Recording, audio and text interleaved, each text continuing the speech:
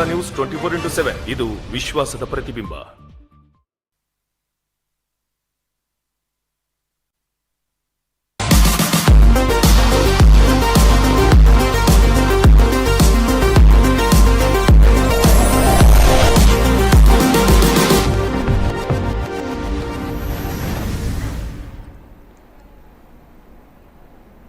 ನಮಸ್ಕಾರ.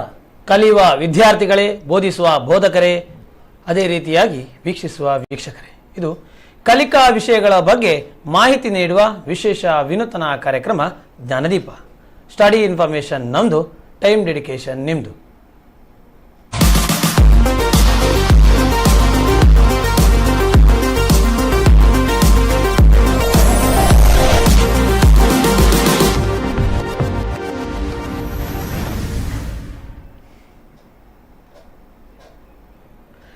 ವಿದ್ಯಾರ್ಥಿಗಳೇ, ಪೋಷಕರೇ, ಬೋಧಕರೇ, ವೀಕ್ಷಕರೇ, ಜ್ಞಾನದೀಪ ಕಾರ್ಯಕ್ರಮಕ್ಕೆ ಸ್ವಾಗತ. ನಾನು ನಿಮ್ಮ ಪ್ರದೀಪ್ ಉಪಾಧ್ಯಾಯ.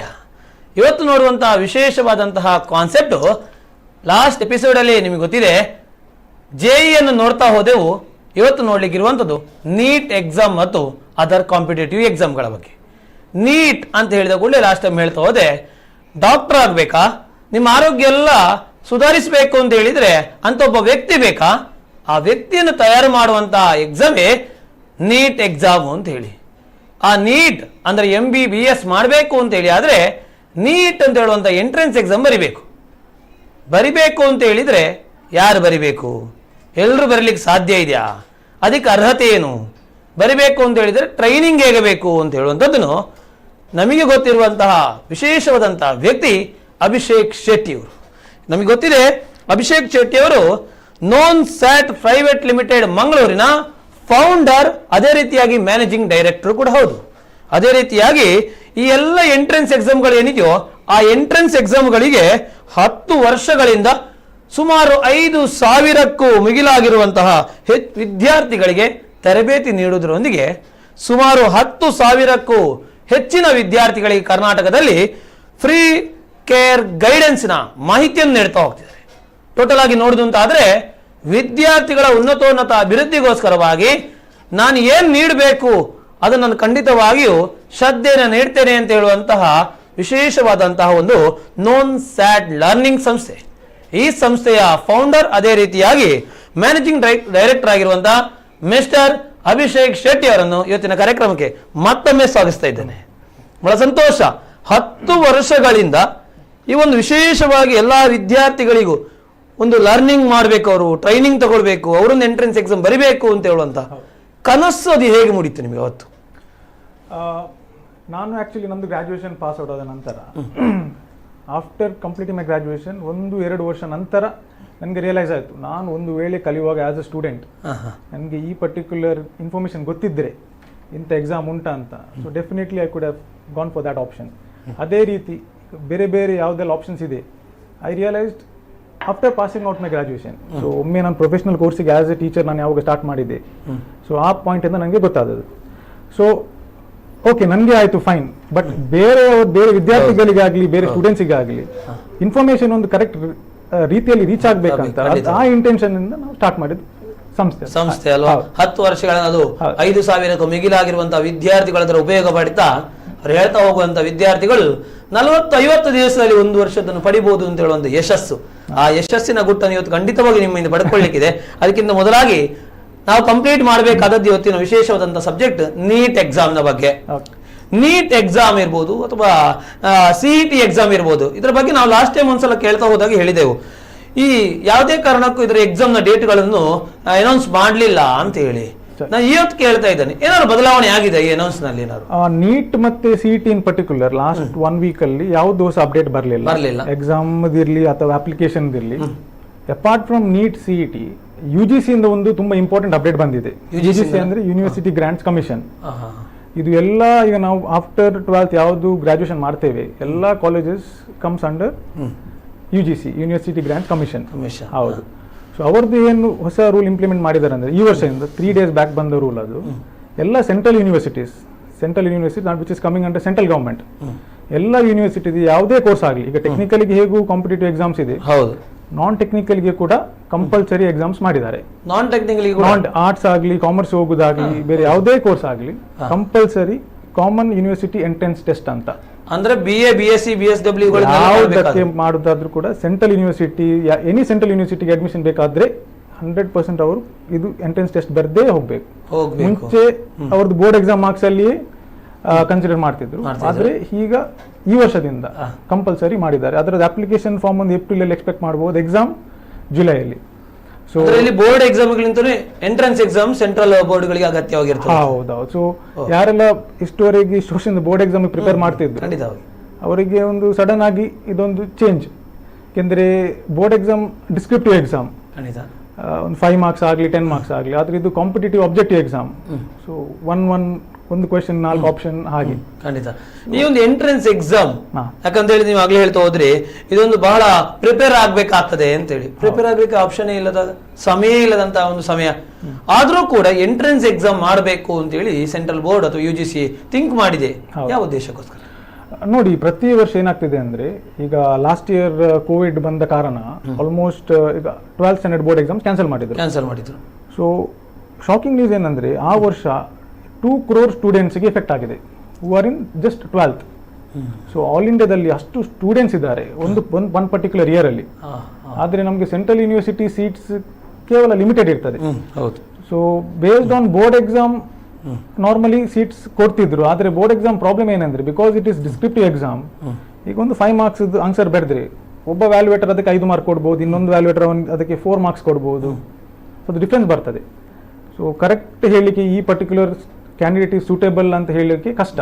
ಅದಕ್ಕೆ ಇವರು competitive exam where it is objective, ಅದರಲ್ಲಿ ಒಂದು question is right or it is wrong, ಮಧ್ಯದಲ್ಲಿ ಬರುವಂತದ್ದು ಪರಿಸ್ಥಿತಿ ಬರೋದಿಲ್ಲ.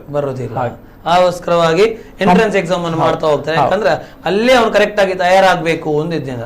ಇವತ್ತಿನ ನೋಡುವಂತಹ ಕಾನ್ಸೆಪ್ಟ್ ಏನು ಅಂತ ಹೇಳಿದ್ರೆ, ನೀಟ್ ಆಗ್ಲೇ ಹೇಳ್ತಾ ಹೋದ್ವಿ. ಈ ನೀಟ್ ಎಕ್ಸಾಮ್ ಅಂತ ಹೇಳುವಂತದ್ರಲ್ಲಿ ಅದರ ಕ್ವಶನ್ಸ್ ಹೇಗಿರ್ತಾ ಹೋಗ್ತದೆ, ಮಾರ್ಕಿಂಗ್ ಸಿಸ್ಟಮ್ ಯಾವ ರೀತಿಯಾಗಿರ್ತಾ ಹೋಗ್ತದೆ? ಈಗ ನೀಟ್ ಎಕ್ಸಾಮ್ ಅಲ್ಲಿ ಟೋಟಲ್ 180 ಕ್ವಶನ್ಸ್ ಬರ್ತದೆ. 180 ಕ್ವಶನ್ಸ್ 180 ಮಿನಿಟ್ಸ್ ಒಳಗಡೆ ಅವರು ಸಾಲ್ವ್ ಮಾಡಿದ್ರು. ಅದರಲ್ಲಿ ಫಿಸಿಕ್ಸ್ 45 ಕ್ವಶನ್ಸ್ ಕೇಳ್ತಾರೆ, ಕೆಮಿಸ್ಟ್ರಿ 45 ಕ್ವಶನ್ಸ್ ಕೇಳ್ತಾರೆ, ಬಯಾಲಜಿಯಿಂದ 90 ಕ್ವಶನ್ಸ್ ಕೇಳ್ತಾರೆ. ಬಯಾಲಜಿಯಿಂದ ಹೈಯೆಸ್ಟ್. ನಾರ್ಮಲಿ ಯಾಕೆಂದ್ರೆ ನೀಟ್ ಎಕ್ಸಾಮ್ ಬರೆಯೋರು ಮೆಡಿಕಲ್ ಆಸ್ಪಿರೆಂಟ್ಸ್ ಇರ್ತಾರೆ, ಅಥವಾ ಆಯುರ್ವೇದಿಕ್, ಹೋಮಿಯೋಪತಿ, ಸೊ ಅಂತ ಆಸ್ಪಿರೆಂಟ್ಸ್ ಇರುವವರೇ ನೀಟ್ ಬರೆಯುವವರು. ಸೊ ಅವರಿಗೆ ನೆಕ್ಸ್ಟ್ ಕಲೀಲಿಕ್ಕೆ ಇರುವುದು ಕೂಡ ಜಾಸ್ತಿ ಆಗಿ ಬಯಾಲಜಿ ಸಂಬಂಧಪಟ್ಟ ಸಬ್ಜೆಕ್ಟ್. ಹೌದು. ಸೊ ಬಯಾಲಜಿ ವೇಟೇಜ್ ಜಾಸ್ತಿ. ಇನ್ನೊಂದು ಏನಂದ್ರೆ ಮಾರ್ಕಿಂಗ್ ಸಿಸ್ಟಮ್. ಈಗ ನೀಟಲ್ಲಿ ನೆಗೆಟಿವ್ ಮಾರ್ಕಿಂಗ್ಸ್ ಇದೆ, CT ಅಲ್ಲಿ ನೆಗೆಟಿವ್ ಮಾರ್ಕಿಂಗ್ಸ್ ಇಲ್ಲ, JEE ಅಲ್ಲಿ ನೆಗೆಟಿವ್ ಮಾರ್ಕಿಂಗ್ಸ್ ಇದೆ. ಲಾಸ್ಟ್ ಎಪಿಸೋಡ್ ಅಲ್ಲಿ ನೋಡಿದಾಗ ಅದೇ ನೀಟಲ್ಲಿ ಕೂಡ ನೆಗೆಟಿವ್ ಮಾರ್ಕಿಂಗ್ಸ್ ಇದೆ. ಸೊ ಯಾವ್ದು ಆಪ್ಷನ್ ಕರೆಕ್ಟ್ ಇದೆ, ಯಾವ ಕ್ವಶನ್ ಆನ್ಸರ್ ಕರೆಕ್ಟ್ ಇದೆ ಅದಕ್ಕೆ +4 ಮಾರ್ಕ್ಸ್, +4 ರಾಂಗ್ ಆದ್ರೆ -1. ಹೌದು. ಅಟೆಂಪ್ಟ್ ಮಾಡಿದ್ರೆ 0, ಏನು ಪ್ಲಸ್ ಆರ್ ನೆಗೆಟಿವ್. ಅಟೆಂಡ್ ಮಾಡಿ ರೈಟ್ ಆದ್ರೆ +4, ಮೈನಸ್ ಆದ್ರೆ ಅಲ್ಲಿ ಎಲ್ಲಾರು ರಾಂಗ್ ಆದ್ರೆ -1. ರಾಂಗ್ ಆದ್ರೆ -1. ಹಾಗೇನಂದ್ರೆ ಗೆಸ್ ವರ್ಕ್ ಎಲ್ಲ ನಡೆಯುವುದಿಲ್ಲ. ಯಾರು ಕಷ್ಟಪಟ್ಟು ಕರೆಕ್ಟ್ ಸಾಲ್ವ್ ಮಾಡಿ ಆನ್ಸರ್ ಸಿಗ್ತದೆ ಅವರು ಮಾತ್ರ ಅಟೆಂಪ್ಟ್ ಮಾಡಬಹುದು. ಹೌದು. ಈಗ ಇಂತ ಒಂದು ಸಿಸ್ಟಮ್ ಇರುವಾಗ +4 ಸಿಗ್ತದೆ, -1 ಆಗ್ತದೆ, 0 ಇದ್ದಾಗ ಎಷ್ಟೋ ಸ್ಟೂಡೆಂಟ್ಸ್ ಗಳು ಬರಿತಾ ಹೋಗ್ತಾರೆ, ಅವರನ್ನು ಸೆಲೆಕ್ಟ್ ಮಾಡಬೇಕಾಗ್ತದೆ. ಆ ಸೆಲೆಕ್ಟ್ ಮಾಡುವಾಗ ಎಲ್ಲಿ ಆದ್ರೂ ಒಂದು ಈಕ್ವಲ್ ಬಂತು, ಮಾರ್ಕ್ಗಳು ಸೇಮ್ ಬಂತು, ಈಗ ಯಾವ ರೀತಿಯ ಮೆಥಡ್ ನಲ್ಲಿ ಅವರನ್ನು ಸೆಲೆಕ್ಟ್ ಮಾಡ್ತಾರೆ? ಈಗ ನೀಟಿಗೆ ಆಲ್ಮೋಸ್ಟ್ 20 ಲಕ್ಷ ಜನ ಬರೀತಾರೆ. 20 ಲಕ್ಷ? ಹೌದು. ಲಾಸ್ಟ್ ಇಯರ್ 20 ಲಕ್ಷ, ಈ ವರ್ಷ ಜಾಸ್ತಿ ಆಗ್ತದೆ, ಎವ್ರಿ ಇಯರ್ ಜಾಸ್ತಿ ಆಗ್ತಾ ಹೋಗ್ತದೆ. ಆ 20 ಲಕ್ಷ ಸ್ಟೂಡೆಂಟ್ ಬರೆದ್ರಲ್ಲಿ ಮ್ಯಾಕ್ಸಿಮಮ್ ಮಾರ್ಕ್ಸ್ ಸಿಗುದು 720. ಈಗ 180ಗೆ 180 ಕೂಡ ಎಲ್ಲ ಕರೆಕ್ಟ್ ಆದ್ರೂ ಕೂಡ ಇಂಟು 4 720 ಆಗ್ತದೆ ಮಾರ್ಕ್ಸ್. ಸೊ ಟೈ ಆಗುವ ಚಾನ್ಸಸ್ ತುಂಬಾ ಹೈ ಇರ್ತದೆ. ತುಂಬಾ candidates at least if not hundreds few thousand students ಆದ್ರೂ ಕೂಡ ಒಂದೇ ಮಾರ್ಕ್ಸ್ ಅಲ್ಲಿ ಟೈ ಆಗಿರ್ತಾರೆ. ಅದರಲ್ಲಿ ಟೈ ಬ್ರೇಕರ್ ರೂಲ್ ಅಂತ ಬರ್ತದೆ. ಟೈ ಬ್ರೇಕರ್ ಅಂತ. ಹೌದು. ಅದರಲ್ಲಿ ಏನಂದ್ರೆ, ಇನ್ ಕೇಸ್ ಈಗ 2 ಕ್ಯಾಂಡಿಡೇಟ್ಸ್ ಮಾರ್ಕ್ಸ್ ಸೇಮ್ ಇದೆ, ಟೋಟಲ್ ಮಾರ್ಕ್ಸ್, ಆಗ ಅವರದು ಫಸ್ಟ್ ಪ್ರಿಫರೆನ್ಸ್ ಬಯಾಲಜಿ ಮಾರ್ಕ್ಸ್ ನೋಡ್ತಾರೆ. ಯಾವ ಕ್ಯಾಂಡಿಡೇಟ್ ಬಯಾಲಜಿ ಮಾರ್ಕ್ಸ್ ಜಾಸ್ತಿ ಇದೆ, ಈ is awarded the better rank. ಒಂದು ವೇಳೆ ಈಗ ಟೋಟಲ್ ಕೂಡ ಸೇಮ್ ಇದೆ, ಬಯಾಲಜಿ ಮಾರ್ಕ್ಸ್ ಕೂಡ ಸೇಮ್ ಇದ್ರೆ, ನೆಕ್ಸ್ಟ್ ಕೆಮಿಸ್ಟ್ರಿದು ಮಾರ್ಕ್ಸ್ ನೋಡ್ತಾರೆ. ಕೆಮಿಸ್ಟ್ರಿಯಲ್ಲಿ ಯಾರು ಜಾಸ್ತಿ ಬಂದಿದೆ ಅವರಿಗೆ ಬೆಟರ್ ರ್ಯಾಂಕ್ ಪ್ರಿಫರೆನ್ಸ್ ಕೊಡ್ತಾರೆ. Biology same, total same, chemistry marks ಕೂಡ ಸೇಮ್ ಇದ್ರೆ ಮತ್ತೆ ಥರ್ಡ್ ರೂಲಿಗೆ ಹೋಗ್ತದೆ. ಥರ್ಡ್ ರೂಲ್ ಅಲ್ಲಿ ಹೇಗೆಂದ್ರೆ, ಯಾರು ಕಮ್ಮಿ ರಾಂಗ್ ಆನ್ಸರ್ ಅಟೆಂಪ್ಟ್ ಮಾಡಿದ್ದಾರೆ, who has attempted minimum wrong answers ಅವನಿಗೆ better preference, better rank preference ಕೊಡ್ತಾರೆ. ಕೊಡ್ತಾ ಹೋಗ್ತಾರೆ. ಇದು ಎಲ್ಲ ಕೂಡ ಸೇಮ್ ಆದ್ರೂ ಕೂಡ ಲಾಸ್ಟ್ ಒಂದು ಕ್ರೈಟೇರಿಯನ್ ಅಂದ್ರೆ depending upon age, date of birth ನೋಡ್ತಾರೆ. ಬೇಸ್ಡ್ ಆನ್ ದಟ್ ಯಾರು ವಯಸ್ಸು ಜಾಸ್ತಿ ಇದೆ ಅವರಿಗೆ ಪ್ರಿಫರೆನ್ಸ್ ಫಸ್ಟ್ ಕೊಡ್ತಾರೆ. ಫಸ್ಟ್ ಕೊಡ್ತಾ ಹೋಗ್ತಾರೆ. ಸೊ ಹೀಗೆ ಇದು ಜೆಇಯಲ್ಲಿ ಕೂಡ ಇದೆ, ಸಿಟಿಯಲ್ಲಿ ಕೂಡ ಇದೆ, ಆದ್ರೆ ಅದರಲ್ಲಿ ಪ್ರಿಫರೆನ್ಸ್ ಬೇರೆ. ಇಲ್ಲಿ ಬಯಾಲಜಿ ಫಸ್ಟ್, ಕೆಮಿಸ್ಟ್ರಿ ಹಾಗೆ. ಅದರಲ್ಲಿ ಮ್ಯಾಥ್ಸ್ ಫಸ್ಟ್ ನೋಡ್ತಾರೆ. ಮ್ಯಾಥ್ಸ್ ಫಸ್ಟ್ ನೋಡಿ ಫಿಸಿಕ್ಸ್ ನೋಡ್ತಾರೆ, ಮತ್ತೆ ಕೆಮಿಸ್ಟ್ರಿ ನೋಡ್ತಾರೆ, ಮತ್ತೆ minimum wrong attempt, finally age ನೋಡ್ತಾರೆ. ಹಾಗೆ ಹೌದು. ಇಲ್ಲಿ ನೀಟಲ್ಲಿ ಇದು ನೋಡುದು ಫಿಸಿಕ್ಸ್ ಕನ್ಸಿಡರ್ ಮಾಡುದಿಲ್ಲ. ವಿದ್ಯಾರ್ಥಿಗಳೇ ಬಹಳ ಒಂದು ಸ್ಪೆಷಲ್ ಆಗಿರುವಂತಹ ಒಂದು ಕಾನ್ಸೆಪ್ಟ್ ಏನು ಅಂತ ಹೇಳಿದ್ರೆ, ಒಂದು ವೇಳೆ ಟೈ ಬ್ರೇಕರ್ ರೂಲ್ಸ್ ಅನ್ನು ಫಾಲೋ ಮಾಡಬೇಕು ಅಂತ ಹೇಳಿದ್ರೆ ಯಾವಾಗ ಮಾಡಬೇಕು ಅಂತ ಹೇಳಿದ್ರೆ ಈಕ್ವಲ್ ಆದಾಗ ಮಾರ್ಕ್ ಅಥವಾ ಟೈ ಆದಾಗ ಅಂತ ಹೇಳಿ. ಈಕ್ವಲ್ ಮತ್ತು ಟೈ ಆದಾಗ ಹಾಗಾದ್ರೆ ಟೈ ಬ್ರೇಕರ್ ಎಂಬಂತ ರೂಲ್ಸ್ ಯಾವ ರೀತಿ ಇದೆ ಮತ್ತೊಮ್ಮೆ ಕೇಳ್ತಾ ಹೋಗಿ, ಯಾಕಂದ್ರೆ ಬಹಳ ಗಮನವಹಿಸುವಂತ ಕೆಲಸ. ಅಯ್ಯೋ ನನಗೆ ಟೈ ಆಯ್ತಲ್ಲ ಏನ್ ಮಾಡಬೇಕು ಅಂತ ಹೇಳಿ ಟೆನ್ಷನ್ ಮಾಡುವಂತದಲ್ಲ. ಟೈ ಆದ್ರೂ ಕೂಡ ಗೆಲ್ಲುವಂತ ಆಪ್ಷನ್ ಇದೆ. ಆ ಆಪ್ಷನ್ ಟೈ ಬ್ರೇಕರ್ ರೂಲ್ ಮತ್ತೊಮ್ಮೆ ನಿಮಗೋಸ್ಕರ ತಿಳಿಸ್ತಾರೆ. Yes sir. ಹೌದು. ಈಗ ಅವರಿಗೆ ಆಫ್ಟರ್ ರಿಸಲ್ಟ್ಸ್, ಈಗ ನೀಟ್ ಎಕ್ಸಾಮ್ ಕಂಡಕ್ಟ್ ಮಾಡೋರು NTA ಎಕ್ಸಾಮ್ ಕಂಡಕ್ಟ್ ಮಾಡ್ತಾರೆ, ರಿಸಲ್ಟ್ಸ್ ಕೂಡ ಅವರು ಅನೌನ್ಸ್ ಮಾಡ್ತಾರೆ. ಸೊ ಅವರಿಗೆ ರ್ಯಾಂಕಿಂಗ್ ಬಂದಿರ್ತದೆ, ಬಟ್ ಅವ್ರದ್ದು ಮಾರ್ಕ್ಸ್ ಸೇಮ್ ಇದ್ದರೂ ಕೂಡ ಅವರಿಗೊಂದು ಇರ್ಬೋದು, ಇದು ನಂದು ರ್ಯಾಂಕಿಂಗ್ ಏಕೆ ಕಮ್ಮಿ ಬಂದಿದೆ ಅಂತ. ಸೊ ದಟ್ ಈಸ್ ಬಿಕಾಸ್ ಈ ಟೈ ಬ್ರೇಕರ್ ರೂಲ್ ಇಂದ. ಸೊ ಫಸ್ಟ್ ಪ್ರಿಫರೆನ್ಸ್ ಆದಷ್ಟು ಅವರು ಬಯಾಲಜಿಯಲ್ಲಿ ಮ್ಯಾಕ್ಸಿಮಮ್ ಸ್ಕೋರ್ ಮಾಡ್ಲಿಕ್ಕೆ ನೋಡ್ಬೇಕು ಆದಷ್ಟು ಬಯಾಲಜಿಯಲ್ಲಿ. ಅಂಡ್ ಮೋರ್ ಓವರ್ ಬಯಾಲಜಿಯಲ್ಲಿ ಅವರಿಗೆ ಸಿಂಪ್ಲಿಫಿಕೇಶನ್ ಎಲ್ಲ ಜಾಸ್ತಿ ಬರುದಿಲ್ಲ, ಕ್ಯಾಲ್ಕುಲೇಷನ್ ಬರುದಿಲ್ಲ. ಫಿಸಿಕ್ಸ್ ಎಲ್ಲ ಆದ್ರೆ ಕ್ಯಾಲ್ಕುಲೇಷನ್ ಇರ್ತದೆ. ಸೊ ಫಸ್ಟ್ ಪ್ರಿಫರೆನ್ಸ್ ಬಯಾಲಜಿಯಲ್ಲಿ ಇಟ್ಟು ಪ್ಲಸ್ 90 ಮಾರ್ಕ್ಸ್ 50% ಕ್ವಶನ್ ಬಯಾಲಜಿಯಲ್ಲಿ ಕೇಳುದು ಹಾಗೆ. ಸೊ ಅದನ್ನಿಟ್ಟು ನೆಕ್ಸ್ಟ್ ಪ್ರಿಫರೆನ್ಸ್ ಬರೋದು ಕೆಮಿಸ್ಟ್ರಿದು ಮಾರ್ಕ್ಸ್ ನೋಡ್ತಾರೆ. ಥರ್ಡ್ ಪ್ರಿಫರೆನ್ಸ್ ಬರೋದು ಯಾರು ಕಮ್ಮಿ ರಾಂಗ್ ಅಟೆಂಪ್ಟ್ ಮಾಡಿದ್ದಾರೆ ಅಂತ. ಫೈನಲ್ ಬರೋದು ಅವರ ಏಜ್ಗೆ ಏನು ಅವರಿಗೆ ಮಾಡ್ಲಿಕ್ಕೆ ಆಗುವಂತದಿಲ್ಲ, ಆದ್ರೆ ಡೆಫಿನೆಟ್ಲಿ ಬಯಾಲಜಿ ಒಂದು ಸ್ವಲ್ಪ ಜಾಸ್ತಿ ಪ್ರಿಫರೆನ್ಸ್ ಕೊಟ್ಟು ಪ್ರಿಪರೇಷನ್ ಅಲ್ಲಿ ಅವರು ಟ್ರೈ ಮಾಡಬಹುದು ಅಲ್ವಾ. ಈ ರೀತಿಯಾಗಿ ವಿದ್ಯಾರ್ಥಿಗಳು ತನ್ನ ಮೆರಿಟ್ ಅನ್ನು ಹೆಚ್ಚು ಮಾಡಿಕೊಳ್ಳಿಕ್ಕೆ ಸಾಧ್ಯ ಇದೆ ಎಂದು. ಹಾಗಾಗಿ ನೀವು ಹೇಳ್ತಾ ಹೋಗುವಂತದ್ದು ಬಯಾಲಜಿಯಲ್ಲಿ ಬಹಳ ಎಚ್ಚರಿಕೆಯಿಂದ ಅಟೆಂಡ್ ಮಾಡ್ತಾ ಹೋಗಿ. ಯಾಕಂದ್ರೆ ಪ್ಲಸ್ ಆದ್ರೆ 4 ಆಗ್ತದೆ, ರೈಟ್ ಆದ್ರೆ ರಾಂಗ್ ಆದ್ರೆ -1 ಆಗ್ತದೆ. ಸುಮ್ಮನೆ ಇದ್ರೆ ಆ -1 ಆಗುವ ಬದಲು 0ದಲ್ಲಿ ಉಳ್ಕೊಳ್ಬಹುದು ಅಂತ ಹೇಳುವಂಥದ್ದು ಅಲ್ವಾ. ನಾವು ಮತ್ತೊಂದು ನೋಡ್ತಾ ಹೋಗುವಂಥದ್ದು, ಯಾವುದೇ ಒಂದು ಎಕ್ಸಾಮ್ ಬರೀಬೇಕು ಅಂತ ಹೇಳಿದ್ರೆ ಅಲ್ಲಿ ನಮಗೆ ಪ್ರಧಾನವಾಗಿ ಕಾಣುವಂಥದ್ದು ಒಂದು ಕೌನ್ಸಿಲ್. NET ಇದರಲ್ಲಿ ಯಾವ ರೀತಿಯ ಕೌನ್ಸಿಲ್ ಇರ್ತಾವೆ? ಈಗ ನೀಟ್ ಕೌನ್ಸಿಲಿಂಗ್ ಪ್ರೊಸೀಜರ್ ಹೇಗೆಂದ್ರೆ, ಎಕ್ಸಾಮ್ NTA ಅವರು ಕಂಡಕ್ಟ್ ಮಾಡ್ತಾರೆ, ನ್ಯಾಷನಲ್ ಟೆಸ್ಟಿಂಗ್ ಏಜೆನ್ಸಿ. ಈಗ ಇವರಿಗೆ ಕಾಮರ್ಸ್ ಸ್ಟೂಡೆಂಟ್ಸ್ ಅಥವಾ ಬೇರೆ ಸೆಂಟ್ರಲ್ ಯೂನಿವರ್ಸಿಟಿಗೆ ಕೂಡ ಹೊಸ ಎಂಟ್ರೆನ್ಸ್ ಹೇಳಿದ್ದೇವಲ್ಲ ನಾವು ಡಿಸ್ಕಸ್ ಮಾಡೋದು, ಅದು ಕೂಡ NTA ಅವರೇ ಆರ್ಗನೈಸ್ ಮಾಡು, ನ್ಯಾಷನಲ್ ಟೆಸ್ಟಿಂಗ್ ಏಜೆನ್ಸಿ. ಅವರದ್ದು responsibility only to conduct exam and announce result. ನೀಟಿಗೆ ಕೂಡ ಅಷ್ಟೇ, ಅವರು ನೀಟ್ ಎಕ್ಸಾಮ್ ಕಂಡಕ್ಟ್ ಮಾಡ್ತಾರೆ, ರಿಸಲ್ಟ್ ಅನೌನ್ಸ್ ಮಾಡ್ತಾರೆ. ಆದರೆ ಕೌನ್ಸಿಲಿಂಗ್ ಬಂದ್ಬಿಟ್ಟು ಅದಕ್ಕೆ ಬೋರ್ಡ್ ಬೇರೆ. ಸೊ ಅದಕ್ಕೆ ಅವರು ಸೆಪರೇಟ್ ಆಗಿ ಬೇರೆ ಅಪ್ಲೈ ಮಾಡಬೇಕು. ಕ್ಯಾಂಡಿಡೇಟ್ಸ್ ಯಾರು ನೀಟ್ ಬೆರೀತಾರೆ ಅವರು ಸೆಪರೇಟ್ ಆಗಿ ಕೌನ್ಸಿಲಿಂಗ್ ಪ್ರೊಸೀಜರ್ಗೆ ಅಪ್ಲೈ ಮಾಡಬೇಕು. ಈ ಕೌನ್ಸಿಲಿಂಗ್ ನೀಟಲ್ಲಿ ಹೇಗೆ ನಡೀತಾ ಅಂದ್ರೆ, out of 100% seat, 85% is reserved for state, 15% is all India allotment anta. So all India allotment ಗೆ MCC ಅಂತ ಕೌನ್ಸಿಲ್ ಇದೆ, ಅದಕ್ಕೆ ಅವರು ರಿಜಿಸ್ಟರ್ ಮಾಡಬೇಕು, ಮೆಡಿಕಲ್ ಕೌನ್ಸಿಲ್ ಕಮಿಟಿ ಅಂತ. ಸೊ ಅದಕ್ಕೆ ರಿಜಿಸ್ಟರ್ ಆಗಬೇಕು. ಅದೇ ಸ್ಟೇಟ್, ಈಗ ಫಾರ್ ಎಕ್ಸಾಂಪಲ್ ಕರ್ನಾಟಕದಲ್ಲಿ ಆದ್ರೆ KEA, Karnataka examination authority. So CT ಯಾರು ಆರ್ಗನೈಸ್ ಮಾಡ್ತಾರೆ, ಅದೇ board is responsible for counselling of NEET students. So 85% of seat with the state, 15% with all India. So counselling ಆಗುವಾಗ first round all India counselling ಆಗ್ತದೆ, all India allotment counselling ಆಗ್ತದೆ. ಅದರಲ್ಲಿ any candidate from any state ಎಲ್ಲಿಂದ ಕೂಡ apply, you can opt for any particular seat. ಹಾಗೆ ಇಲ್ಲಿಗೆ central ಬೇರೆ state ಬೇರೆ ಅಂತ ಹೋಗ್ತದೆ ಅಲ್ವಾ. ಈ ಸೆಂಟ್ರಲ್ ಅಲ್ಲಿ ಯಾವ ರೀತಿಯಾದಂತಹ ಎಷ್ಟು ಸೀಟ್ಗಳಲ್ಲಿ ಇರ್ತಾ ಹೋಗುವಂಥದ್ದು? ಟೋಟಲ್ ಮೆಡಿಕಲ್ ಸೀಟ್ ಕನ್ಸಿಡರ್ ಮಾಡಿದರೆ ಒಂದು 75,000 to 76,000 ಸೀಟ್ಸ್ ಇದೆ MBBS consider. Total all over India ಎಲ್ಲ ಸ್ಟೇಟ್ ಸೆಂಟ್ರಲ್ ಎಲ್ಲ ಸೇರ್ಕೊಂಡು 75,000 to 76,000 ಇದೆ.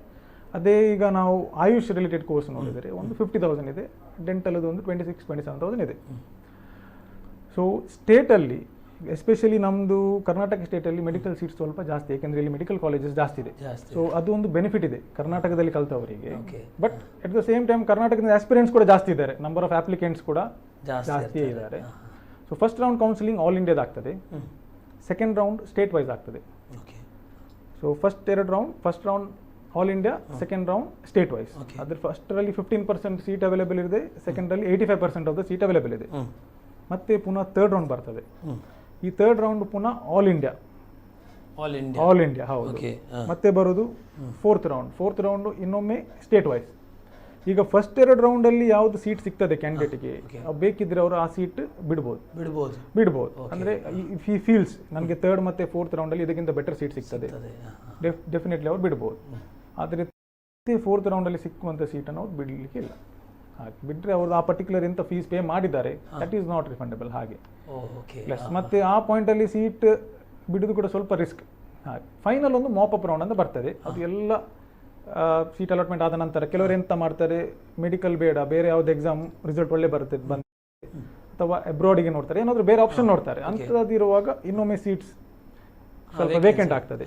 ಕೆಲವರು ಪರ್ಸನಲ್ ಇಶ್ಯೂಸ್ ಇರ್ಬೋದು, ಏನಾದರೂ ಸೀಟ್ ಬೇಡ ನನಗೆ ಇದು ಪರ್ಸ್ಯೂ ಮಾಡ್ಲಿಕ್ಕೆ ಆಗುದಿಲ್ಲ, 4.5 ವರ್ಷ ಕಲಿತು ಪುನಃ ಇಂಟರ್ನ್ಶಿಪ್ ಮಾಡಿ ಪುನಃ ಹೈಯರ್ ಸ್ಟಡೀಸ್ ಎಲ್ಲ ಮಾಡಿ 9 to 10 years ಎಫರ್ಟ್ಸ್ ಹಾಕಬೇಕಾಗ್ತದೆ. ಫೈನಾನ್ಷಿಯಲ್ ಇರ್ಬೋದು ಅಥವಾ ಪರ್ಸನಲ್ ಇರ್ಬೋದು. ಅಷ್ಟು ವರ್ಷ ಕಲಿಬೇಕು, ಸೊ ಅಷ್ಟು ವರ್ಷ ನನಗೆ ನಾನು have to depend upon family, ಹಾಗೆಲ್ಲ ಇರ್ತದೆ. ಸೊ ಅಂಥದ್ದಲ್ಲಿ ಇರುವಾಗ ಎಕ್ಸ್ಟ್ರಾ ಸೀಟ್ಸ್ ಬರ್ತದೆ ಅಲ್ಲಿ ಮಧ್ಯದಲ್ಲಿ. ಅದು ಮಾಪಪ್ ರೌಂಡ್, ಲಾಸ್ಟ್ ಫೈನಲ್ ರೌಂಡಲ್ಲಿ ಎಲ್ಲ ಅಲಾಟ್ಮೆಂಟ್ ಆಗ್ತದೆ, ಫೈನಲ್ ಅಲಾಟ್ಮೆಂಟ್. ಈಗ CET ಬರ್ದಿದ್ದಾನೆ, ನೀಟು ಬರ್ದಿದ್ದಾನೆ, JEE ಬರ್ದಿದ್ದಾನೆ ಅಥವಾ ಅದರ ಕಾಂಪಿಟೇಟಿವ್ ಎಕ್ಸಾಮ್ ಯಾವುದು ಬರ್ದಿದ್ದಾನೆ. ಈ ಎಲ್ಲ ಬರೆದ್ರು ಅವನಿಗೆ ಅದರಲ್ಲಿ ಪಾಸ್ ಆಗ್ಲಿಕ್ಕೆ ಆಗಲಿಲ್ಲ ಆ ವರ್ಷ, ಮುಂದಿನ ವರ್ಷ ಬರಿಬೇಕು ಅಂತ ಹೇಳಿದ್ರೆ ಅವನಿಗೆ ಅವಕಾಶ ಯಾವ ರೀತಿಯಾಗಿರ್ತದೆ? ಹೌದು, ಈಗ ಯಾವುದೇ competitive exam minimum 3 years attempt ಮಾಡಲಿಕ್ಕೆ ಅವಕಾಶ ಇದೆ. Minimum 3 years. ಜಾಸ್ತಿಗೆ ಈಗ ನೀಟಲ್ಲೆಲ್ಲ ಇದೆ, ಅದರದ್ದು ಕೋರ್ಟಲ್ಲಿ ಕೇಸಲ್ಲಿ ಇದೆ, ಅದು ಶ್ಯೂರ್ ಆಗಿ ಹೇಳಿಕ್ಕೆ ಆಗುದಿಲ್ಲ. ಬಟ್ ಮಿನಿಮಮ್ 3 years ಬರ್ತದೆ. ಈಗ ನಿಮಗೆ ಒಂದು ನಾನು ಸ್ಟಾಟ್ಸ್ ಹೇಳಿದ್ರೆ previous year almost 20 lakh NEET applicants ಇದ್ರು. ಪ್ರೀವಿಯಸ್ ಇಯರ್ 2021 ಅಲ್ಲಿ 20 ಲಕ್ಷ ಜನ ನೀಟ್ ಅಪ್ಲಿಕೆಂಟ್ಸ್. ಅದರಲ್ಲಿ more than 15 lakh applicants are repeaters, ಅಂದರೆ ಅವರು ಇನ್ನೊಮ್ಮೆ ಬರೆಯುವಂಥವ್ರೆ.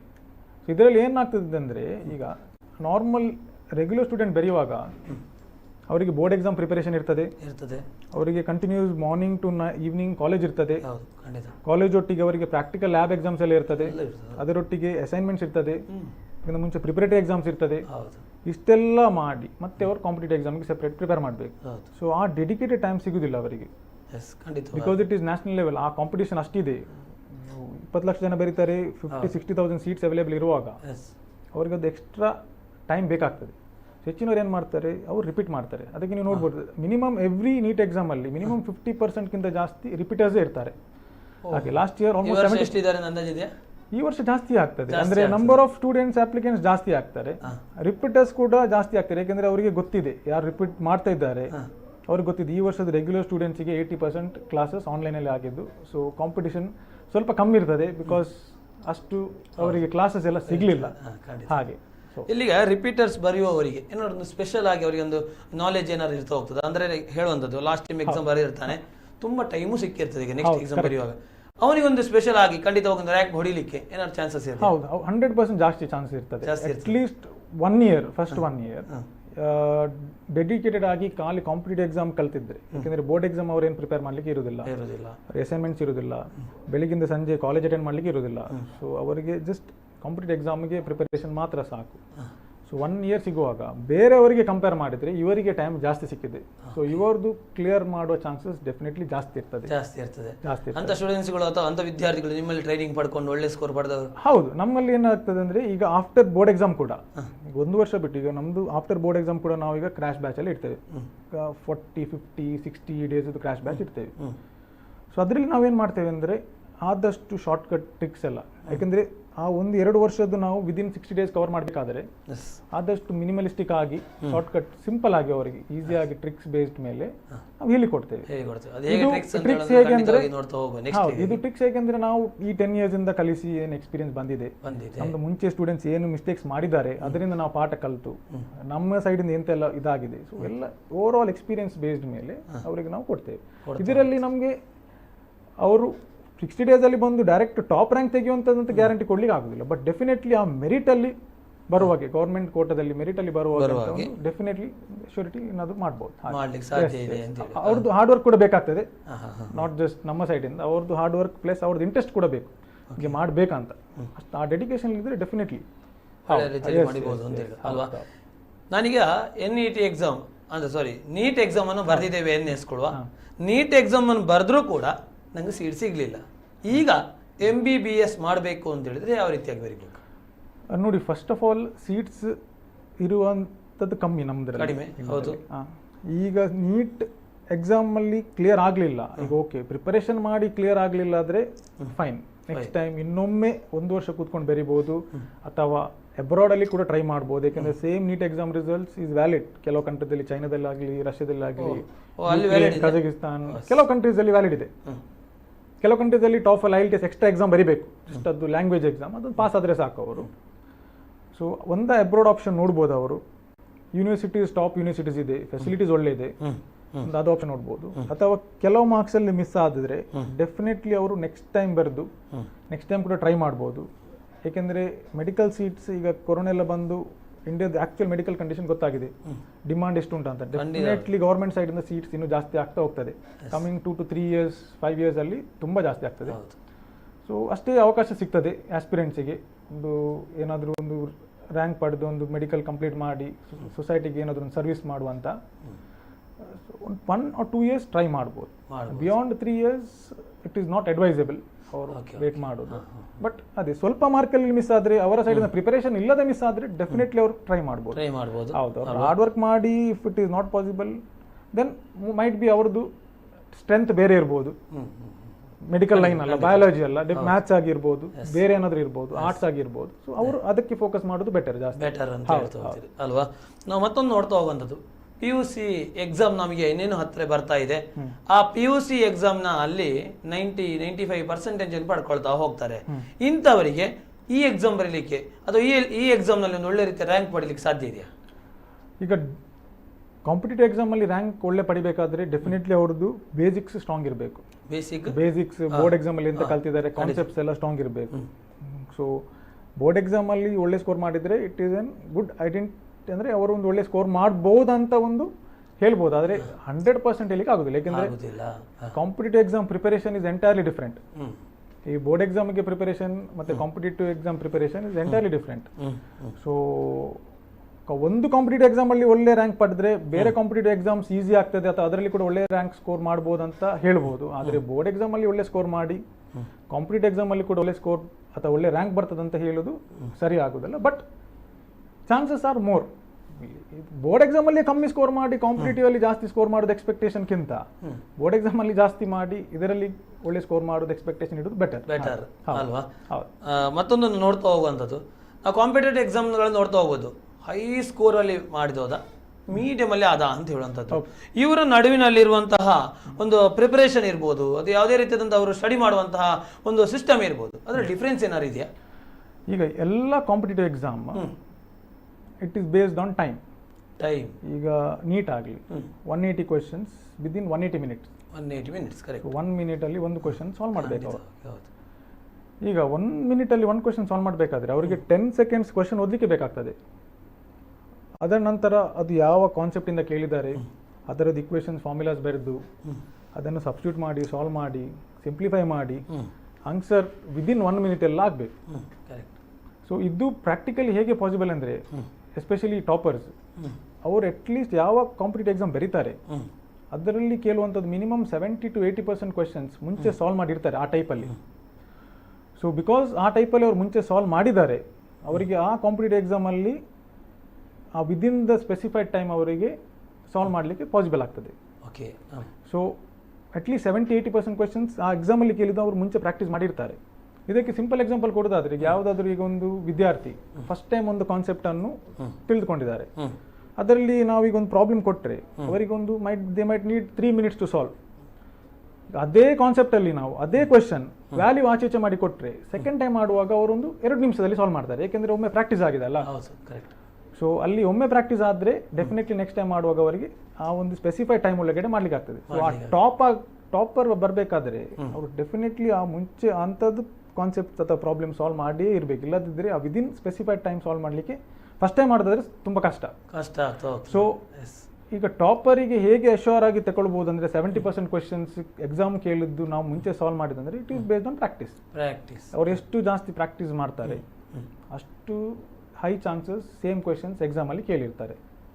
ಸೊ ಎಷ್ಟು ಜಾಸ್ತಿ ಪ್ರಾಕ್ಟೀಸ್ ಅಂದರೆ ಅಷ್ಟು ಹಾರ್ಡ್ ವರ್ಕ್ ಅವರು ಹಾಕಿರ್ತಾರೆ.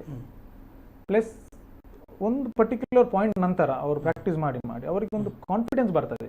ಎಲ್ಲ ಕಾನ್ಸೆಪ್ಟ್ಸ್ ಎಲ್ಲ ಟೈಪ್ ಕವರ್ ಆಗಿದೆ. ಆ ಒಂದು ಕಾನ್ಸೆಪ್ಟ್, ಆ ಒಂದು ಕಾನ್ಫಿಡೆನ್ಸ್, ಆ ಒಂದು ಆಟಿಟ್ಯೂಡಲ್ಲಿ ಬೇರೆಯವರು ಕಂಪೇರ್ ಮಾಡಿದ್ರೆ ಅದು ಕೂಡ ಎಕ್ಸಾಮಲ್ಲಿ ಅವರಿಗೆ ಪ್ಲಸ್ ಆಗಿ ಆಡ್ ಆನ್ ಆಗ್ತದೆ. ಆ ಒಂದು ಕಾನ್ಫಿಡೆನ್ಸ್ ಕೂಡ.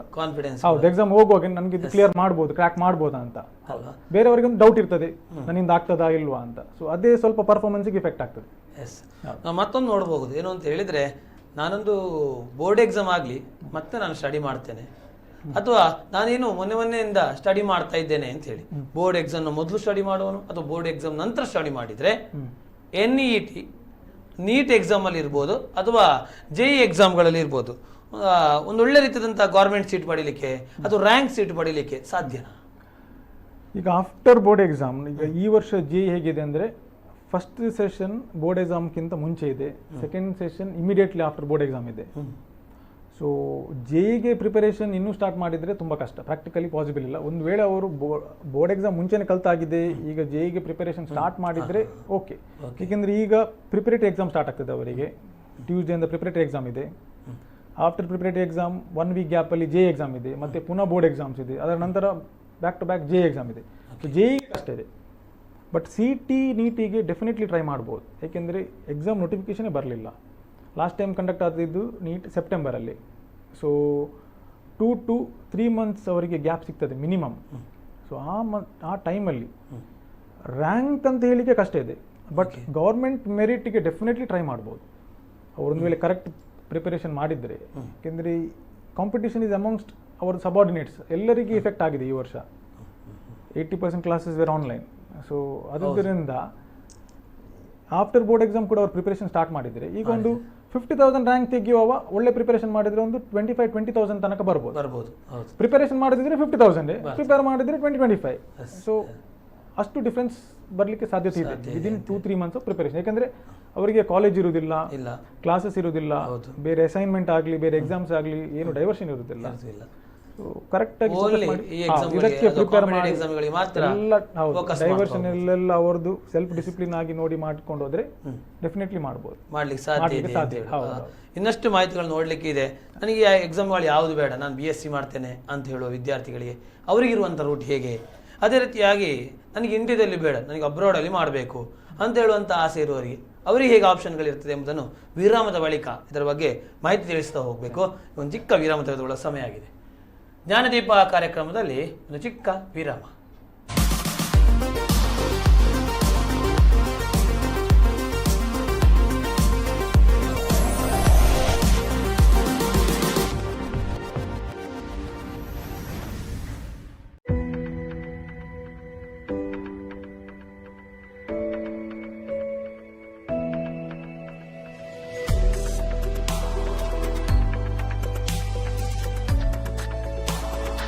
The beginning of everything. Abaran. Panchajanya ಸಭಾಂಗಣ, ಮದುವೆ, ಮುಂಜಿ, ಯಕ್ಷಗಾನ ಹಾಗೂ ಇನ್ನಿತರ ಯಾವುದೇ ಮಂಗಳ ಕಾರ್ಯಗಳಿಗೆ ವ್ಯವಸ್ಥಿತವಾದ ಸುಸಜ್ಜಿತ ಹಾಲ್. 800 ರಿಂದ 1,000 ವಿಶಾಲ ಆಸನದ ವ್ಯವಸ್ಥೆ. ಹವಾನಿಯಂತ್ರಿತ ಊಟದ ಹಾಲಿನಲ್ಲಿ 400 ಆಸನದ ವ್ಯವಸ್ಥೆ. ಪಾತ್ರೆ ಪಗಡೆಗಳು, ಜನರೇಟರ್ ಬ್ಯಾಕಪ್ ಹಾಗೂ 250 ವಾಹನಗಳಿಗೆ ವಿಶಾಲವಾದ ಪಾರ್ಕಿಂಗ್ ವ್ಯವಸ್ಥೆಯುಳ್ಳ ಸುಸಜ್ಜಿತ ಸಭಾಂಗಣ. ಕೇವಲ ಸಸ್ಯಾಹಾರಿಗಳಿಗೆ ಮಾತ್ರ. ಹೆಚ್ಚಿನ ಮಾಹಿತಿಗಾಗಿ ಸಂಪರ್ಕಿಸಿ. ಪಾಂಚಜನ್ಯ ಹಾಲ್, ರಾಘವೇಂದ್ರ ಮಠದ ಬಳಿ, ಕಾರ್ಕಳ ಮೂಡಬಿದ್ರೆ ಮೇನ್ ರೋಡ್ ಹತ್ತಿರ, ಬನ್ನಡ್ಕ. ಆಹಾರ ಇಲಾಖೆ ಸಹಾಯವಾಣಿ.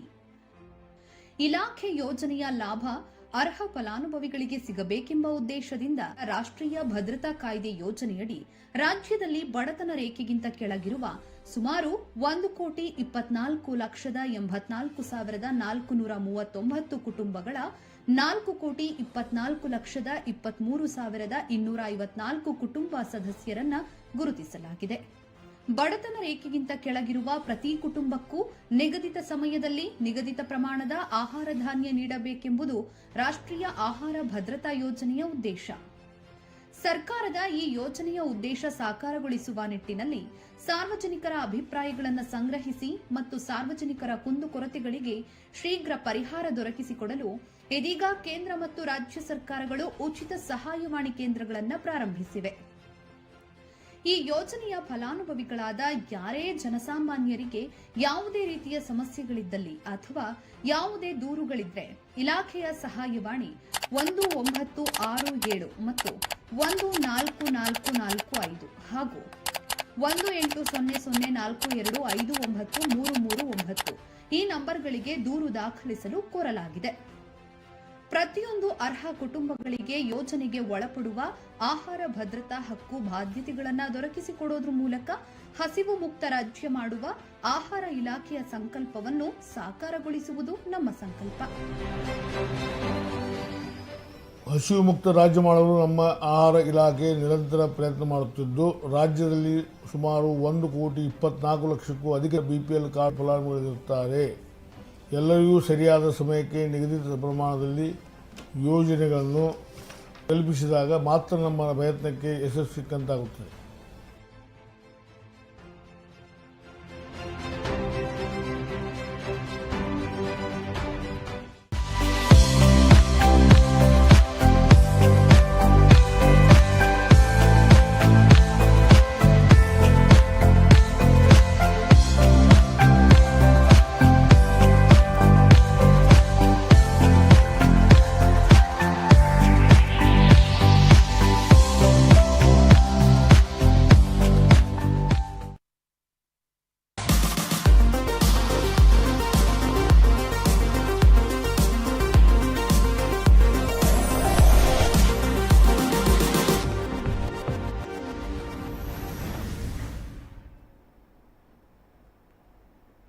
ವಿದ್ಯಾಪೂರ್ವಕವಾದಂಥ ಮಾಹಿತಿ ತಿಳಿಸುವ ವಿಶೇಷವಾದಂಥ ಕಾರ್ಯಕ್ರಮ ಜ್ಞಾನದೀಪ ಕಾರ್ಯಕ್ರಮಕ್ಕೆ ವಿರಾಮದ ಬಳಿಕ ಮತ್ತೊಮ್ಮೆ ಸ್ವಾಗತ.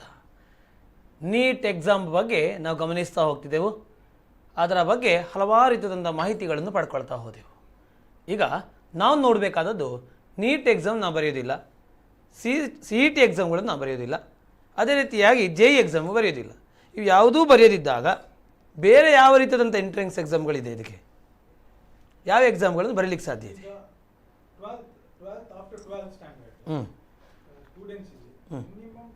ಮೋರ್ ದನ್ 100 ಎಕ್ಸಾಮ್ಸ್ ಇದೆ. ಈಗ ನಾವು ಡಿಸ್ಕಸ್ ಮಾಡಿ ಇರುವಂತದ್ದು CET, JEE, ನೀಟ್ ಅಷ್ಟೇ. ಹೌದು, ಇದೆಲ್ಲ ಸೈನ್ಸ್ ಬೇಸ್ಡ್ ಸೈನ್ಸ್ ಬೇಸ್ಡ್. ಇದು apart from science over all ಎಲ್ಲ ಕನ್ಸಿಡರ್ ಮಾಡಿದರೆ ಮೋರ್ ದೆನ್ 100 ಎಕ್ಸಾಮ್ಸ್ ಇದೆ. ಈಗ ಲಾ ಇಂಟ್ರೆಸ್ಟೆಡ್ ಇದ್ದವರಿಗೆ ಅವರಿಗೆ ಎಕ್ಸಾಮ್ಸ್ ಇದೆ, ಕ್ಲಾಟ್ ಎಕ್ಸಾಮ್ ಅಂತ ಬರ್ತದೆ, ಅಂಥವರಿಗೆ ಒಂದು 10-12 ಎಕ್ಸಾಮ್ಸ್ ಇದೆ.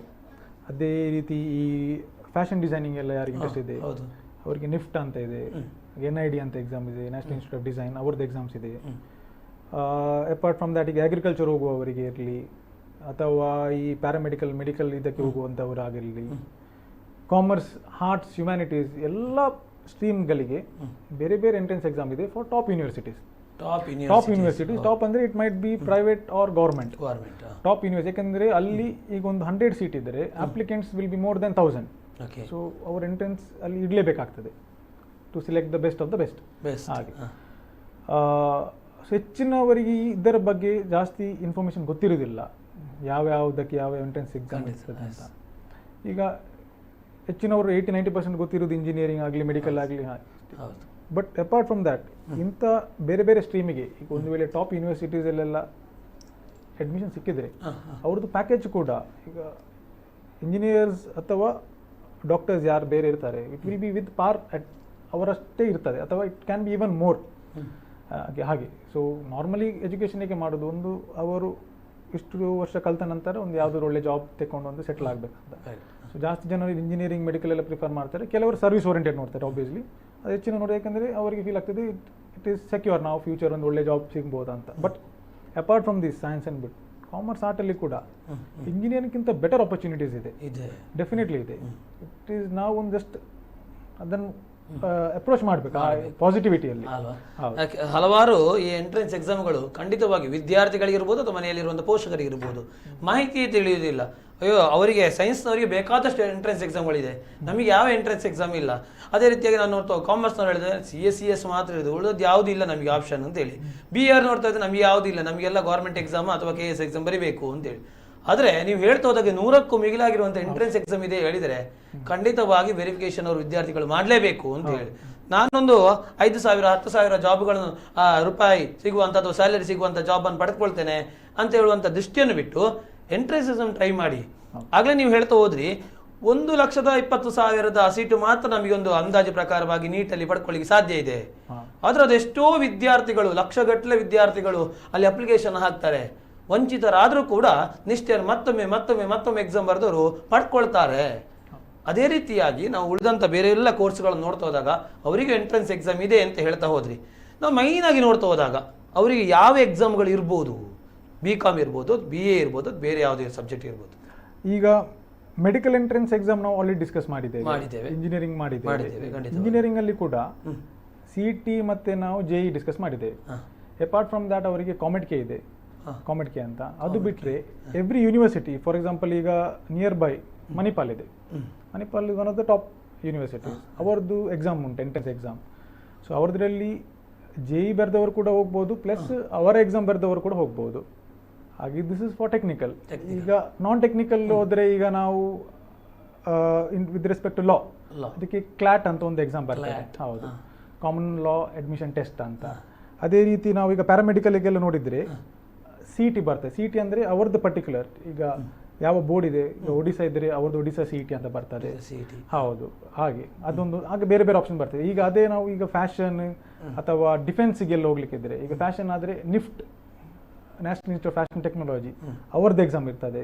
ಹಾಗೆ ನ್ಯಾಷನಲ್ ಇನ್ಸ್ಟಿಟ್ಯೂಟ್ ಆಫ್ ಡಿಸೈನ್ ಅಂತ ಉಂಟು, NID, ಅವ್ರದ್ದು ಎಕ್ಸಾಮ್ ಇರ್ತದೆ. ಹಾಗೆ ಸೊ ಸಾಧಾರಣ ಈಗ ಅವರೊಂದು ಈಗ ಜಸ್ಟ್ ಗೂಗಲ್ ಮಾಡಿದರೆ ಸಾಕು, ವಿದಿನ್ 2 ಮಿನಿಟ್ಸ್ ಅವರಿಗೆ ಒಂದು 100 ಮಿನಿಮಮ್ ಲಿಸ್ಟ್ ಸಿಗ್ತದೆ. ಟಾಪ್ ಯೂನಿವರ್ಸಿಟೀಸ್ ಹುಡುಕ್ಬೋದು. ಈಗ ನಾನು ಲಾಸ್ಟ್ ಎಪಿಸೋಡಲ್ಲಿ ಡಿಸ್ಕಸ್ ಮಾಡುವಾಗ ಯಾರಿಗೆ ಯಾವುದು ಸ್ಟ್ರೆಂತ್ ಇದೆ, ಯಾವುದು ಲೈಕಿಂಗ್ ಇದೆ, ಅವರು ಆ ಪರ್ಟಿಕ್ಯುಲರ್ ಸ್ಟ್ರೀಮನ್ನೇ ಚೂಸ್ ಮಾಡಬೇಕು ಅವರು. ಏಕೆಂದರೆ ಅವ್ರದ್ದು career will last for 25-30 years. So ಅವ್ರು ಯಾವ ಪ್ರೊಫೆಷನಲ್ ಕೋರ್ಸ್ ಸೆಲೆಕ್ಟ್ ಮಾಡ್ತಾರೆ, ಅದರ ನಂತರ ಜಾಬ್ ಅವ್ರದ್ದು ಕರಿಯರ್ ಕೂಡ ಅದೇ ಫೀಲ್ಡಲ್ಲಿ ಇರ್ತದೆ. ಸೊ ಅವರು ಇಷ್ಟಪಟ್ಟ ಫೀಲ್ಡನ್ನು ಚೂಸ್ ಮಾಡಿದರೆ ಅವ್ರದ್ದು ಜಾಬ್ ಲೈಫ್ ಕೂಡ ಒಂದು ಹ್ಯಾಪಿಯಾಗಿ ಒಳ್ಳೆಯಾಗಿ ಹೋಗ್ತದೆ. ಒಂದು ಎವ್ರಿ ಮಂಡೇ ಬೆಳಿಗ್ಗೆ 9 ಗಂಟೆ ಹೇಳುವಾಗ ಒಂದು ಬರ್ಡನ್ ಆಗಿರೋದಿಲ್ಲ, ನಾನು ಜಾಬಿಗೆ ಹೋಗ್ಬೇಕಲ್ಲ ಡೈಲಿ, ಅವರೊಂದು ಖುಷಿಯಾಗಿ ಹೋಗ್ತಾರೆ. ಒಂದು every day is new day. ಅವರಿಗೆ ಸೂಟೇಬಲ್ ಆಗಿರುವಂತಹ ಜಾಬ್ ಪಡ್ಕೊಳ್ಳಿಕ್ಕೆ, ಅವರಿಗೆ ಹ್ಯಾಪಿ ಆಗಿರುವಂತಹ ಜಾಬ್ ಪಡ್ಕೊಳ್ಳುವಂತಹ ವ್ಯವಸ್ಥೆಯನ್ನು ಮಾಡಿಕೊಳ್ಬೇಕಾಗ್ತದೆ. ಅಯ್ಯೋ ನನಗೆ ಯಾವ್ದು ಜಾಬ್ ಸಿಗ್ಲಿಲ್ಲ ಅಂತ ಹೇಳಿ ಯಾರ್ದೋ ಒತ್ತಾಯಕ್ಕೋಸ್ಕರವಾಗಿ ಒಂದು ಜಾಬಿಗೆ ಹೋದ್ರೆ, ನೀವು ಆಗಲೇ ಹೇಳ್ತಾ ಹೋದ್ರೆ ಬೆಳಿಗ್ಗೆ ಹೇಳುವಾಗ ಹೋಗ್ಬೇಕಲ್ಲ ಅಂತ ಹೇಳುವಂತ ಫೀಲ್ ಬರೋ ಬದಲು ಹಲವಾರು ರೀತಿಯ ಎಂಟ್ರೆನ್ಸ್ ಎಕ್ಸಾಮ್ಗಳಿದೆ, ಒಮ್ಮೆ ಸರ್ಚ್ ಮಾಡಿದರೆ ಸಾಕು ಅಲ್ವಾ.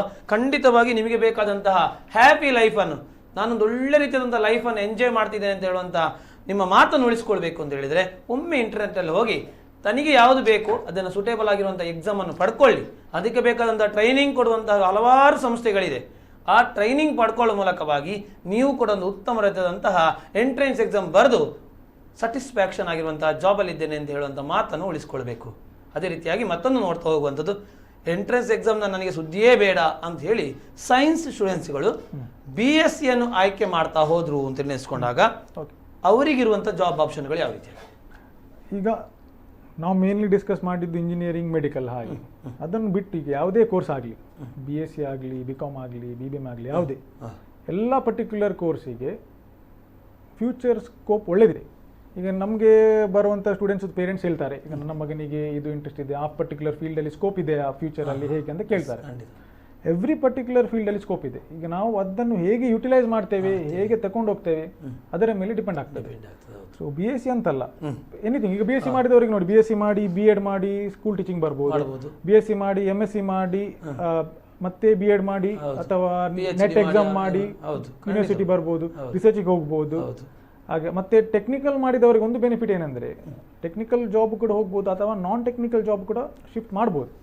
ಆದರೆ ನಾನ್ ಟೆಕ್ನಿಕಲ್ ಮಾಡಿದವರಿಗೆ ಪುನಃ ಟೆಕ್ನಿಕಲ್ ಜಾಬ್ಗೆ ಹೋಗ್ಲಿಕ್ಕೆ ಕಷ್ಟ, ತುಂಬಾ ಕಷ್ಟ ಅಲ್ವಾ. ಅಲ್ಲಿ ಮ್ಯಾನೇಜಿಂಗ್ ವರ್ಕ್ಗಳನ್ನು ಮಾತ್ರ ಮಾಡಬೇಕು, ಟೆಕ್ನಿಕಲ್ ವರ್ಕ್ ಮಾಡ್ಲಿಕ್ಕೆ ಸಾಧ್ಯ ಆಗುದಿಲ್ಲ. ಅದೊಂದು ಏನಾದ್ರು ಡಿಫರೆನ್ಸ್ ಇರ್ಬೋದು. ಇಲ್ಲ ಅಂತ ಹೇಳಿ ಯಾವ ಜಾಬ್ ಅನ್ನು ಯಾರು ಬೇಕಾದ್ರೂ ಮಾಡ್ಕೊಳ್ಳಿಕ್ಕೆ ಸಾಧ್ಯ ಆಗ್ತದೆ ಅಂತ ಹೇಳಿ. ಮತ್ತೊಂದು ನಾವು ನೋಡುವಂತದ್ದು, ನಾನು MBBS ಮಾಡಬೇಕು, ಆದ್ರೆ ನಂಗೆ MBBS ಮಾಡಬೇಕು ಅಂತ ಹೇಳಿದ್ರೆ ಅಬ್ರೋಡ್ ಅಲ್ಲಿ ಮಾಡ್ತಾ ಹೋಗ್ತಾನೆ. ಈ ಅಬ್ರೋಡ್ ಅಲ್ಲಿ ಮಾಡುವಂತ ಚಿಂತನೆ, ಫಾರಿನ್ ಅಲ್ಲಿ ಸ್ಟಡಿ ಮಾಡಬೇಕು ಅಂತ ಹೇಳುವಂತ ಒಂದು ಚಿಂತನೆ ಯಾಕೆ ವಿದ್ಯಾರ್ಥಿಗಳ ಮೈನ್ ಆಗಿ ಬೇಕಾಗ್ತದೆ, ಅಲ್ಲಿ ಯಾವ ರೀತಿಯಾದ ವ್ಯವಸ್ಥೆ ಇದೆ? ಈಗ ನಮ್ದು ನೀಟ್ ಎಕ್ಸಾಮ್ ಇಂಡಿಯಾದಲ್ಲಿ ಕಂಡಕ್ಟ್ ಆಗುವಂಥ ಎಕ್ಸಾಮ್ ಇಟ್ ಈಸ್ ವ್ಯಾಲಿಡ್ ಒಂದು ಅಟ್ಲೀಸ್ಟ್ 10 to 12 ಕಂಟ್ರೀಸ್ ಅಲ್ಲಿ ಇದೆ. ಬೇರೆ ಕಡೆ ಹೌದು, ಬೇರೆ ಕಂಟ್ರೀಸ್ ಅಲ್ಲಿ ಕೂಡ. ಅಲ್ಲಿದ್ದು ಯೂನಿವರ್ಸಿಟೀಸ್ ಕೂಡ ತುಂಬಾ ಒಳ್ಳೇದಿದೆ. ಈಗ ಇಂಟರ್ನ್ಯಾಷನಲ್ ರ್ಯಾಂಕಿಂಗ್ ಅಲ್ಲಿ ನೋಡಿದ್ರೆ ಇಂಡಿಯನ್ ಆವರೇಜ್ ಯೂನಿವರ್ಸಿಟೀಸ್ಗಿಂತ ಅಲ್ಲಿದ್ದು ಟಾಪ್ ಯೂನಿವರ್ಸಿಟೀಸ್ ಬೆಟರ್ ಇದೆ ತುಂಬಾ. ಸೊ ಫೆಸಿಲಿಟೀಸ್ ಒಳ್ಳೇದಿದೆ. ಡೆಫಿನೆಟ್ಲಿ ಅವರಿಗೆ ಆಪ್ಷನ್ ನೋಡ್ಬೋದು. ಆದರೆ ಒಂದು ಪ್ರಾಬ್ಲಮ್ ಏನಂದ್ರೆ, because they are just 17-18 years. ಈಗ MBBS ಆಸ್ಪಿರೆಂಟ್ಸ್ ಏನಿರ್ತಾರೆ ಫಸ್ಟ್ ಇಯರ್, ಅವರು ಕ್ಲೋಸ್ ಟು 17 or 18 ಇಯರ್ಸ್. ಆ ಒಂದು ಮೆಚುರಿಟಿ ಇರುವುದಿಲ್ಲ. ಸೊ ಒಂದು ಚಿಂತನೆ ಇರ್ತದೆ ಅಲ್ಲಿಗೆ ಹೋಗಿ ಹೇಗೆ, ಬಿಕಾಸ್ ಲ್ಯಾಂಗ್ವೇಜ್ ಬ್ಯಾರಿಯರ್ ಉಂಟು, ಕೆಲವೊಂದು ಪ್ರಾಬ್ಲಮ್ ಬರ್ತದೆ. So it depends on individual. ಕೆಲವರು ಹೇಗೆ ಕೂಡ ಎಲ್ಲಿ ಕೂಡ ಹೋಗಿ ಏನಾದರೂ ಸಿಚುವೇಶನ್ ಮ್ಯಾನೇಜ್ ಮಾಡ್ತಾರೆ. ಬಟ್ ಕೆಲವರಿಗೆ ಮ್ಯಾನೇಜ್ ಮಾಡ್ಲಿಕ್ಕೆ ಕಷ್ಟ. ಈಗ ಎಸ್ಪೆಷಲಿ ಈಗ ರಷ್ಯಾ ಯುಕ್ರೇನ್ಗೆಲ್ಲ ಹೋದವರಿಗೆ ವಾರ್ ಎಲ್ಲ ಆಗೋಕೆ ತುಂಬಾ ಕಷ್ಟ ಆಯ್ತು, ತುಂಬಾ ಕಷ್ಟ. ಸೊ ನಮ್ದು ದೇಶ ಯಾವುದೇ ಇರಲಿ, ನಮ್ಗೆ ನಮ್ಮ ದೇಶವೇ ಬೆಸ್ಟ್ ಯಾವಾಗಲೂ. ಯಾಕೆಂದ್ರೆ ಅದು ಏನೇ ಬೇರೆ ವಿಚಾರಣೆ ಇರಲಿ ಅಥವಾ ಯಾವುದೇ ಇರಲಿ, ಯಾಕಂದ್ರೆ ಹೊರಗಡೆ ಹೋದವರಿಗೆ ಕಷ್ಟ ಅವರಿಗೆ ಗೊತ್ತಿರ್ತದೆ ಏನು ಅದು ಡಿಫ್ರೆನ್ಸಿಯೇಷನ್ ಏನು ಫೇಸ್ ಮಾಡಿದಾರೆ, ಅವರು ಚಾಲೆಂಜ್ ಏನು ಫೇಸ್ ಮಾಡಿದಾರೆ ಅಂತ. ಹಾಗೆ ಬಟ್ ಇಲ್ಲಿ ಆಪ್ಷನ್ ಇಲ್ಲ, ಏನು ಮಾಡ್ಲಿಕ್ಕೆ ಆಗದಿದ್ರೆ ಅವರು it is better to quit ಮಾಡೋಕ್ಕಿಂತ it is better to pursue it abroad. ಹಾಗೆ ಅಲ್ವಾ? ಮತ್ತೊಂದು ಬಹಳ ವಿಶೇಷವಾಗಿರೋದು, ನಾವು ಫಸ್ಟಿಗೆ ಹೇಳ್ತಾ ಹೋದೆವು, ನಾನ್ ಸ್ಯಾಡ್ ಲರ್ನಿಂಗ್ ಸೆಂಟ್ರಿಗೆ ಹೋದರೆ 40ರಿಂದ 50 ದಿವಸದ ಒಳಗೆ ಇಡೀ ವರ್ಷದ್ದು ಕಲೀಲಿಕ್ಕೆ ಸಾಧ್ಯ ಇದೆ. ಆ ಸಾಧ್ಯ ಇರಬೇಕಾ ಅಂತ ಹೇಳಿ ಒಂದು ಬೆಸ್ಟ್ ಟಿಪ್ಸ್ ಅಲ್ಲಿ ಖಂಡಿತವಾಗಿ ನಿಮ್ಮ ಹತ್ರ ಇರಬೇಕಾಗ್ತದೆ. ಟಿಪ್ಸ್ ಇಲ್ಲ ಅಂತ ಹೇಳಿದ್ರೆ ಇಷ್ಟು ಸುಲಭವಾಗಿ ಕಾಂಪಿಟೇಟಿವ್ ಎಕ್ಸಾಮಿನನ್ನು ಕ್ರ್ಯಾಕ್ ಮಾಡಿಕೊಂಡು ಅದನ್ನು ಒಳ್ಳೆ ರೀತಿಯಾಗಿ ಒಂದು ಏನೋದು ಕಾಂಪಿಟೇಟಿವ್ ಎಕ್ಸಾಮನ್ನು ಬರೀಲಿಕ್ಕೆ ಸಾಧ್ಯನೇ ಇಲ್ಲ. ಅಂತಹ ವಿದ್ಯಾರ್ಥಿಗಳ ಬಾಯಲ್ಲಿ 40ರಿಂದ 50 ದಿವಸದಲ್ಲಿ ಅಲ್ಲಿ ಹೋದರೆ ಕಲೀಲಿಕ್ಕೆ ಸಾಧ್ಯ ಇದೆ, ಇಡೀ ಒಂದು ವರ್ಷದ್ದು ಅಂತ ಹೇಳಬೇಕಾದ್ರೆ ನಿಮ್ಮಲ್ಲಿರುವಂಥ ಟಿಪ್ಸ್ ಏನದು? ಈಗ ಮೊದಲನೇದಾಗಿ ಯಾವುದೇ ಕಾಂಪಿಟೇಟಿವ್ ಎಕ್ಸಾಮ್ ಅದರದ್ದು ಈಗ ಏನು ಸಿಲೆಬಸ್ ಇದೆ, 70 to 80% ಕ್ವೆಶನ್ಸ್ 50% ಸಿಲೆಬಸ್ಸಿಂದಲೇ ಬರುತ್ತೆ. ಅದು ಗೌರ್ಮೆಂಟ್ ಎಕ್ಸಾಮ್ಸ್ ಇರಲಿ, ಬೇರೆ ಯಾವುದೇ ಕಾಂಪಿಟೇಟಿವ್ ಎಕ್ಸಾಮ್ ಇರಲಿ. ಸೊ ಕೆಲವೊಂದು ಟಾಪಿಕ್ಸ್ ಹೇಗಿರ್ತದೆ ಅಂದರೆ ಅದರಲ್ಲಿ ಕ್ವೆಶನ್ ಜಾಸ್ತಿ ಕೇಳ್ತಾರೆ, ಕೆಲವು ಟಾಪಿಕ್ಸಲ್ಲಿ ಕ್ವೆಶನ್ಸ್ ಕಮ್ಮಿ ಕೇಳ್ತಾರೆ. ಈಗ ನಮ್ಮ ಹತ್ರ ಮಿನಿಮಮ್ ಟೈಮ್ ಇರುವಾಗ ನಾವೇನು ಮಾಡ್ತೇವೆ ಅಂದರೆ, ಫಸ್ಟ್ 50% ಸಿಲೆಬಸ್ ಅನ್ನು ಕವರ್ ಮಾಡ್ತೇವೆ, ವೇರಿನ್ 70 or 80% ಕ್ವೆಶನ್ಸ್ ಕೇಳ್ತಾರೆ.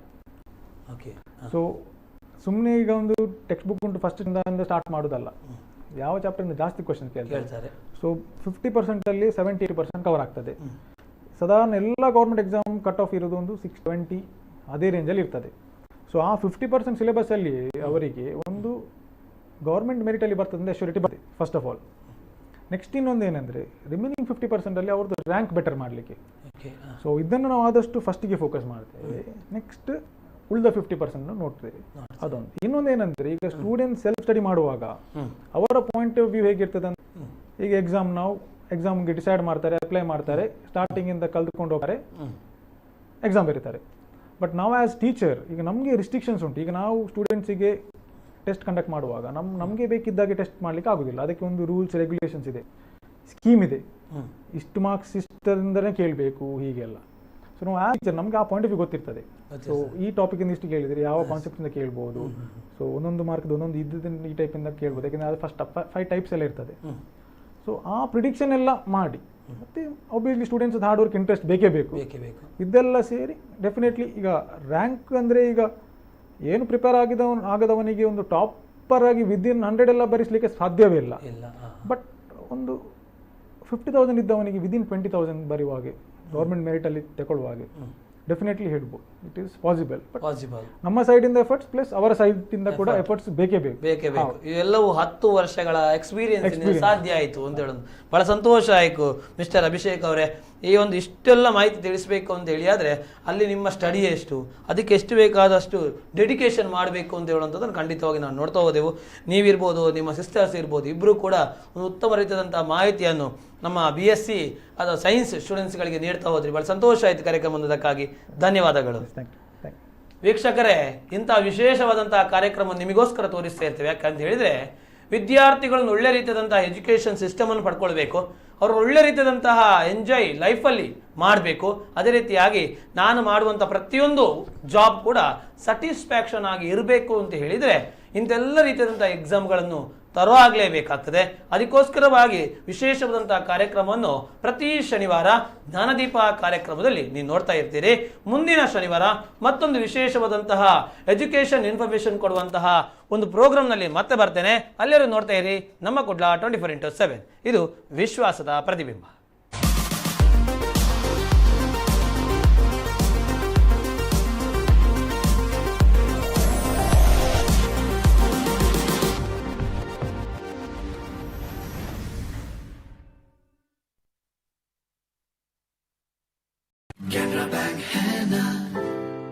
ಕೆನರಾ ಬ್ಯಾಂಕಿನ ವಿನೂತನ ಸೇವೆ. ನಿಮ್ಮ ಉಳಿತಾಯ ಖಾತೆಯಲ್ಲಿ 3.50% ಹೆಚ್ಚಿನ ಬಡ್ಡಿದರವನ್ನ ವಾರ್ಷಿಕವಾಗಿ ಪಡೆಯಿರಿ.